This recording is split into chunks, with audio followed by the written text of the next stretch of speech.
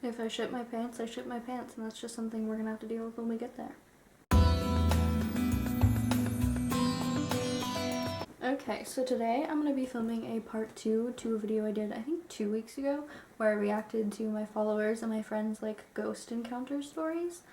And I'm really excited because I really enjoyed doing this last time. I am a bit of a wimp, but I really enjoy it anyway.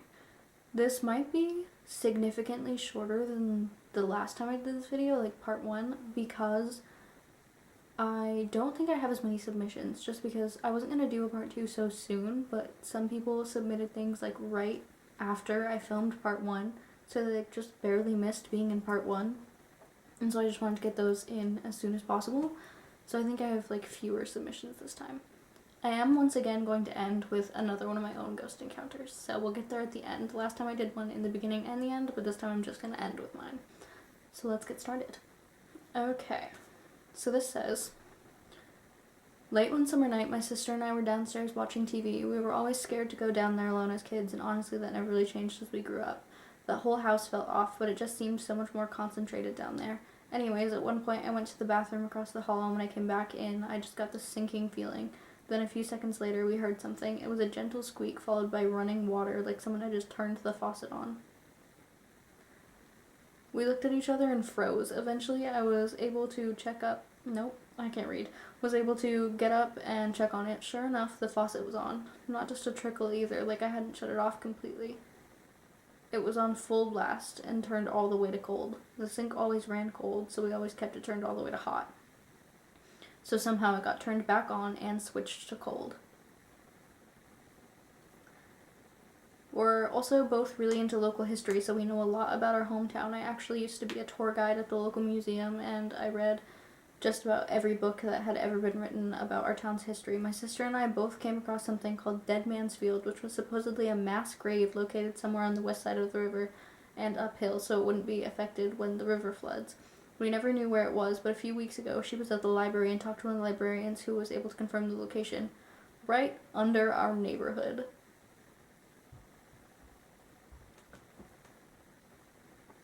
I just like cartoon style gulped. That's deeply horrifying. I don't fuck with that. That's like some horror movie shit. This is like, it's always like horror movie shit, like being built on like burial grounds and shit. Like that's so, why do people do that? Why do people do that? There are so many horror movies that tell you exactly why you shouldn't build things on burial grounds, and yet so many things are built on burial grounds. Why? Critically think. Use your common sense. Horrifying. I would have pissed my pants the second I heard the faucet turn on, I fear. Like just full pee. All over the place. That's deeply unsettling. Honestly, it's probably better that you found that out after the fact and not before.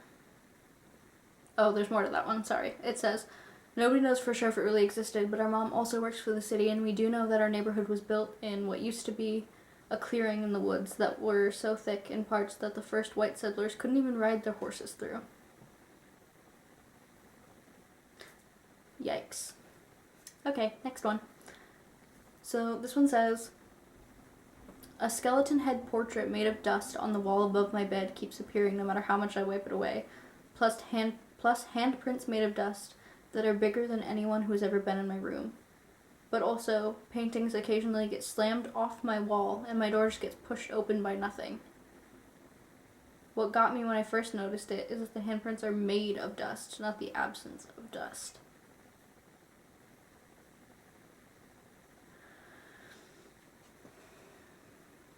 Just a little ghosty art project. They're just drawing. They're just having a fun little time. What do you think they're supposed to do? Like they've got to haunt this place. They're stuck here. Wouldn't you do a little arts and crafts? Wouldn't you do little art projects on the wall? I sure would. I mean, questionable choices to do skulls and handprints, but like, I like their creative vision. In all seriousness though, again, I would shit my pants. And right above your bed, move your bed. Sleep somewhere else. I would not sleep directly under a dust skull. That's just me. That's just my opinion. I wouldn't trust that. It's like they're finger painting, but with dust. Creepy. Unsettling. Deeply, deeply unsettling. Again, move your bed. Perhaps move houses. But I've said it once and I'll say it again. My favorite like ghost interactions are when the ghosts are just like harmlessly fucking with people. Like moving shit around or like opening and closing doors and like art projects. Like I just think that that's like kind of hilarious. Like if you're gonna haunt someone, make it fun. Make it silly goofy, you know? Okay, next one. I couldn't sleep for days prior, so I'm not sure if this was real, but in college I woke up and saw an ancient spiritual native face floating in front of me, chanting, flying towards me. I couldn't move. And then I woke up again and was so shocked that there was no ghost flying around, but it just felt so physically real that it couldn't have been a dream. And the building I lived in, there was a graveyard across the road from me. More burial shit. That's like... Not only do I think it's a little, like, lack of common sense to build on burial grounds, why are we building, like, living quarters so close to graveyards? Like, you know dead people are there. You know that. So why... You look at this field of dead people and you're like, you know where I want to live? Right next door. Sounds safe. Sounds smart. Sounds like a great idea to me. Honestly, it'd be a little cool, but I've heard one too many horror stories about living near graveyards to ever feel comfort in that, you know? Like, I just think if you can pick the location of a building in, like, relation to a graveyard, perhaps not so close. Perhaps not so close. But also, it's so deeply unsettling to not know if something was a dream or if that's like something that really happened, especially because like some dreams feel so fucking real and some like real life experiences feel not so real, even though it is a real thing that happened to you. So like the distinction and like not being able to tell, I talk with my hands too much, I need to sit on them, but like not being able to tell makes it so much scarier. But like a floating head chanting and flying at you, I would, again, I cannot say this enough, shit my pants. I would. I truly would. That's so frightening. And especially if you can't move. You know how like lucid dreaming and stuff? Is it lucid dreaming? Sleep paralysis is what I was going for. Like sleep paralysis, you're like stuck there, you can't move, you're paralyzed, and all this scary shit's happening around you. That's what that sounds like, but also obviously very much could have been a ghost. And also maybe sleep paralysis is ghosts. Moving on. Okay, next person. I always had a feeling I'd die at 17, 23, or 84, and when I was 17, 2 months before I turned 18, I had a repetitive dream of a car crash. The first night I was driving, it was nighttime during a storm. My car would start veering towards the left to 3 oncoming cars, but would crash before hitting the cars. I had told my best friend, who was more in tune with their spiritual side, explaining how I'd never had a repetitive dream. She told me that it was either going to me or someone I knew. It was either going to happen to me or someone I knew. The next few nights it went from my driving to passenger back to driving. Then last night I had it. I'm so sorry that I can't read. Let me start that sentence over again. The next few nights it went from my driving to my passenger, back to my driving. Then the last night I had it, it was passenger. Fast forward a week. I had stopped having it and had kind of just forgotten about it until my mom called me on Thanksgiving while I was working to tell me I needed to go to the hospital to say my goodbyes to my uncle. I didn't have enough time to say my goodbyes. He passed a day or two later. My mom told me about a week later the details of it. He had been driving at night during a rainstorm when his car lost control, hitting the median. He didn't have his seatbelt on and was ejected from the car. Since this happened on Thanksgiving, my grandma waited till Christmas time to have his memorial since everyone could be there. An important part is that this was all step-family, so I wasn't very close to any of them aside from my aunt, uncle, stepdad, and grandparents. At his memorial, I swear I could see him. Not necessarily walking around like a normal person, but I could envision him in a sense. I know exactly what he was wearing: a black beanie, black hoodie with green lettering, black jeans, and Adidas shoes. And would get these feelings to talk to people that I didn't know, would greet them by name and tell them what my uncle wanted them to know. It was creepy how accurate it was with everyone.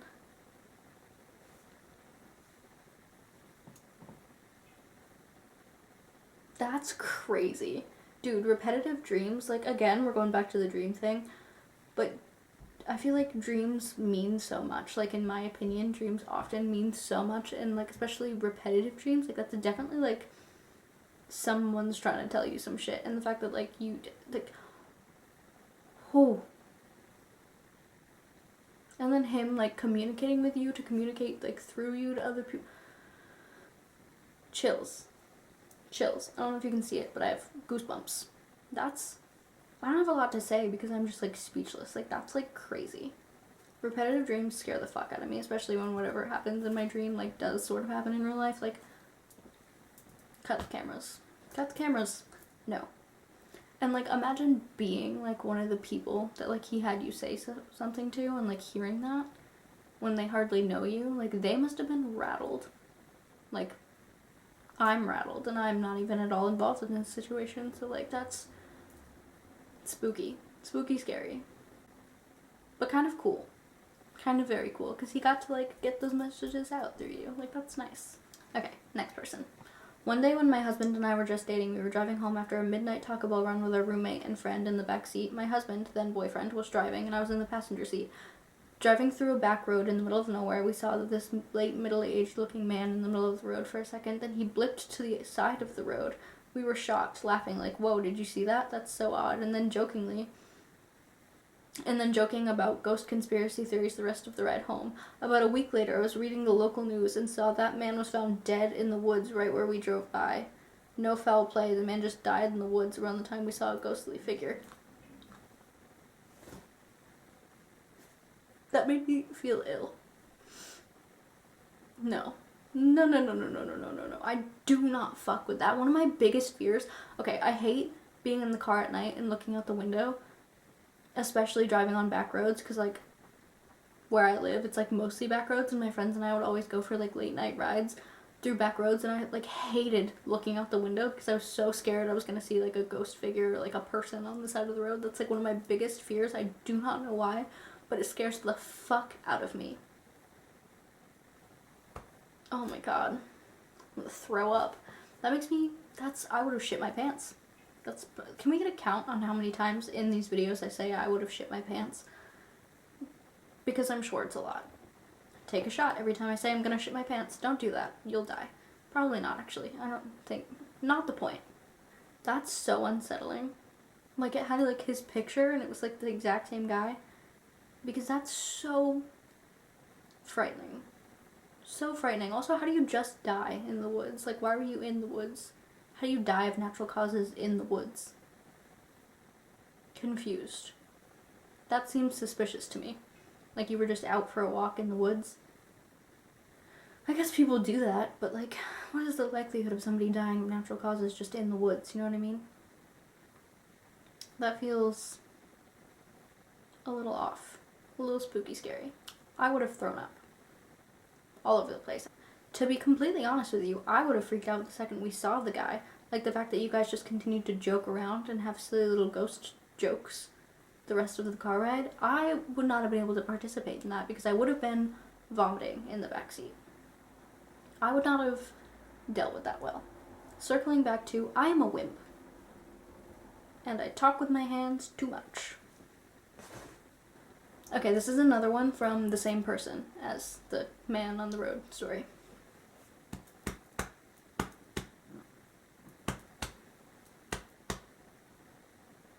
Oh, God. I have a burp that's, like, stuck. Do you ever have to burp yourself? I'm sure it'd be more effective to, like, do what they do to babies and pat myself on the back, but I don't really bend that way. I need to, like, hire someone to burp me. Anyway. Another time back before my husband and I got married, our roommate was talking about how she wanted to go ghost hunting. I googled local haunted places and we found one about 45 miles away. It was an old abandoned quarry that had dynamite exploded back in 1918, killing over 50 people. Stories say that it's haunted. 50 people died there, so that checks out to me. So we went. It was a long walk through the woods to get to this place. Already scary. Known as Split Rock Quarry. Walking up to it, I felt the hair on the back of my neck feel more and more staticky. Rumors say that sometimes the abandoned stone machine can be heard even though it doesn't have a power source. We didn't hear that. However, when we walked into the mine shaft, it felt like we were being watched. One of the most unsettling feelings. That's one of the most unsettling feelings. Like, feeling that you're being watched. I always feel like I'm being watched. Oh my god. Very eerie, and the static feeling I had was at peak intensity in the mineshaft entrance. It got so bad that I started feeling pins and needles type of headache at the base of my skull, and it didn't go away until we started walking back to our car. It was so strange yet so interesting. See, that gives me the heebie-jeebies. While I am a wimp, and I don't often like to put myself in situations where that comes out, I do love the idea of ghost hunting, and I always want to go to haunted places, like places that I know are haunted. But again, I am a wimp, so I'd have to go with many people that I trust. But still, very scary. There it is. But for real, gut feelings are so real, and like your body always knows when things are like energies are off. Like your body reacts before like you even know what's going on. And that's spooky. Like the staticky feeling and the headache, and I would have gotten out of there so speedy quick. So speedy quick. Still very cool though. Kind of disappointing that you didn't hear the stone machine, but also probably for the best. But kind of disappointing to know that that's something other people have heard and you didn't get to. I'd be jealous. FOMO. Okay, next one. This one is actually from one of my siblings, which is very fun. When I was really little, no older than 7, I was playing around in my basement, throwing a ball around as small children tend to do. Now our basement was only partly finished. The finished part of the basement was well lit and had plenty of space. The unfinished section, however, was dim and cramped. I ended up throwing the ball and it bounced into the unfinished section. Why can't I say unfinished section? It bounced into the unfinished section of the basement. Having lived in this house my whole life, I wasn't scared of that section, even if it was dark and objectively kind of creepy.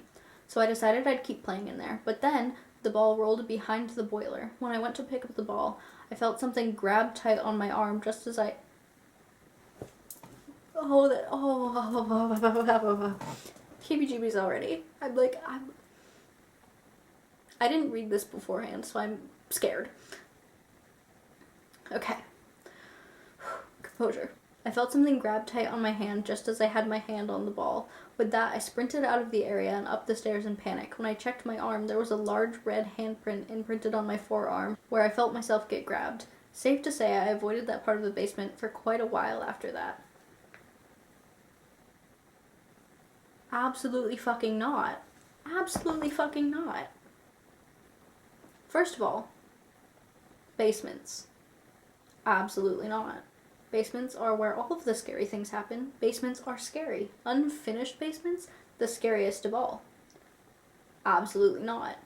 Second of all, behind the boiler, bad news. Bad news. Absolutely not. Thirdly, handprint.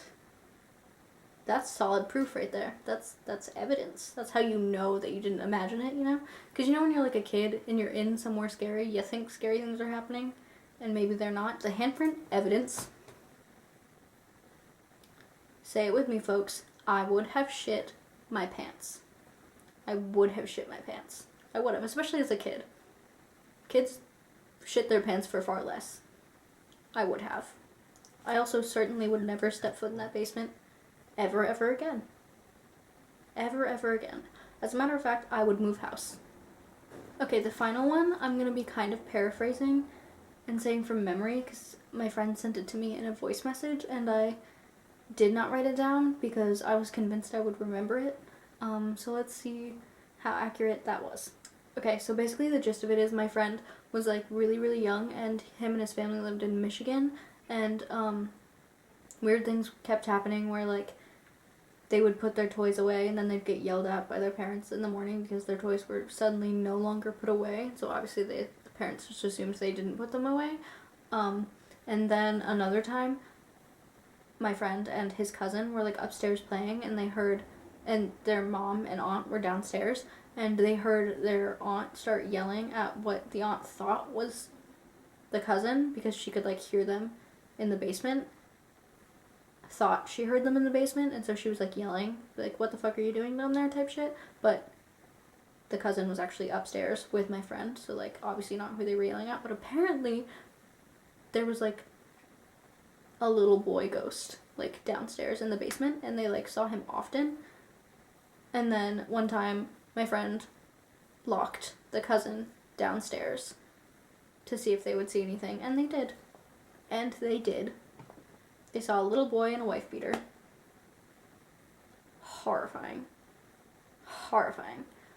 The ones where you just hear things are scary, but like to see ghosts, scarier. Much scarier. That's way more real. Feels way more real. And again, would have shit my pants. It makes me think of like in horror movies when like little kids befriend ghost kids and then they like talk to their parents about them and their parents think that they just have an imaginary friend but it's actually like little demon child. No thank you. No thank you. Abso-fucking-lutely not. Okay, and once again I'm going to end with one of my own ghost encounters or ghost experiences. This one is from when I was like really little and it involves my brother too. So basically I didn't know this, but when my brother was little and I was like a baby, so obviously I don't remember this, my brother would tell my mom that he like saw this man like standing in his doorway, like a really tall skinny man with like a suit and a top hat on. Abraham Lincoln vibes, but not Abraham Lincoln, obviously. Scarier, much scarier, because like he like, couldn't see his face, it was like too dark. Spooky. But like he always told my mom that he saw this man, and obviously again like the horror movie situation, my mom just assumed like, oh, you know, imaginary friend type beat, you know, like kids, wild imaginations, kids say the darndest things. And that went on for like I think probably like a year or multiple years of my brother seeing this, at least 1 year of him like telling my mom that he saw this. And she didn't really think anything of it. And then when I was the same age as my brother was, when he was seeing that, I started seeing this man in my doorway. Like, literally, like, standing, because I would keep my door open, because I was scared to have it closed. So I would keep it open so that I could run in and out if I had to. I don't know, I was a paranoid kid. I'm a paranoid adult, but regardless. So he would, like, stand in my doorway and, like, lean up against the doorway, and it was just, like, this man, tall, skinny, dark suit, hat, dark face. Horrifying. Deeply fucking horrifying. And every time that he like stood in my doorway, I remember like feeling like I couldn't move, because like what was I gonna do? I couldn't run past him to my mom. He was in my doorway, so I would just like stay as still as possible and like try and hide under the blankets if I could, because you know, you think blankets are gonna save you. I kind of think blankets are gonna save me now, but regardless, I would try and hide under the blankets, but I would just always feel like I couldn't move and I couldn't do anything about it, and I always felt so helpless. But he never did anything. Motherfucker just stood in my fucking doorway. Horrifying. And so I told my mom, obviously, and my mom was like, that sounds familiar. That sounds familiar. And obviously she thought that I'd been talking to my brother, and my brother told me about it, but I hadn't been. And so I was like, no, like Alex didn't fucking tell me this. I didn't swear, I was like 5. But yeah, she kind of like brushed it off probably because she thought that like my brother had just told me about it and now I was in on it. But like, Alex hadn't told me shit. Like my brother hadn't told me shit. I had no idea that he had ever seen this. The first I was hearing about it was when my mom told me that he also saw this. So that was deeply unsettling. Don't know who that was. Don't know who that man was. It stopped when I was like, I don't know, like 9. It went on for a few years though. It wasn't like an every night thing, but it was often enough to be uncomfortable for multiple years. Okay, that's the end of today's video. I'm sorry if it's shorter, again, than the last one that I did of this. I would love to do another part to this. I would love to do many more parts to this, honestly, because I have a lot of fun talking about ghosts, even though I'm a little scaredy cat. So if you see this video and you have a ghost story, my Instagram is linked down below in my description. So if you wanted to go DM me on Instagram your ghost encounters, if you want to be in the next part, that would be sick. That would be super duper awesome. Oh my god, I feel like that meme, like, you know, like, this is how toddlers cough, and then it's that picture of the cat that's like, oh my god, anyway, I don't usually cough into my hand. That was really embarrassing, like, you know. Anyway, that was this week's video. Thank you so much for watching, and I will see you all next Monday.